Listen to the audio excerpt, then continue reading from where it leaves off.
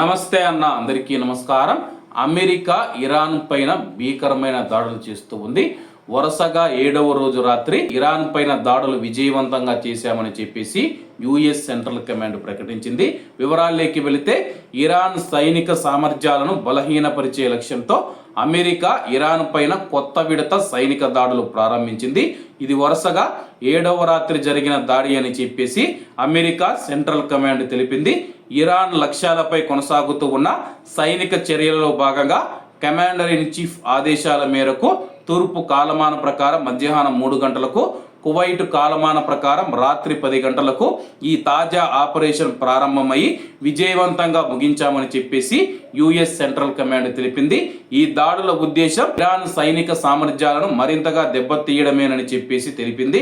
అయితే లక్ష్యం చేసుకున్న నిర్దిష్ట ప్రదేశాలు లేదా నష్ట తీవ్రతలపైన వివరాలు అందించలేదు.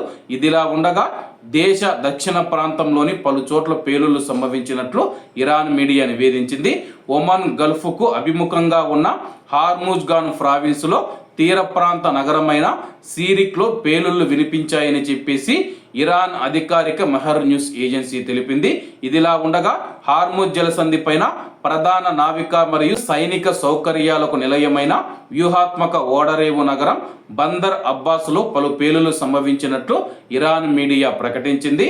అలాగే దాడుల ఫలితంగా ప్రాణ నష్టం లేదా ఆస్తి నష్టం పైన ఇరాన్ అధికారులు ఇంకా అధికారిక వివరాలు అంచనాను విడుదల చేయలేదని చెప్పి తెలపడం జరిగింది. అమెరికా ఇరాన్ మధ్య సైనిక ఘర్షణ తీవ్రతరమవుతూ ఉన్న నేపథ్యంలో తాజా దాడులు జరిగాయి. ఈ ప్రాంతం అంతటా ఉద్రిక్తతలు గత కొన్నేళ్లుగా ఎన్నడూ లేనింత విధంగా గరిష్ట స్థాయిలో కొనసాగుతూ ఉండగా ఇరుపక్షాలు దాడులు కొనసాగిస్తూ ఉన్నాయని చెప్పేసి తాజా నివేదిక తెలిపింది. ఏది ఏమైనా సరే కానీ ఈ యుద్ధం తొందరగా ఆగిపోవాలని చెప్పేసి మనం అందరం ఆ యొక్క భగవంతుని ప్రార్థిద్దాం. కాబట్టి అందరూ బాగుండాలి, అందులో మనం ఉండాలి. అందరికీ నమస్తే అన్న, జై హింద్.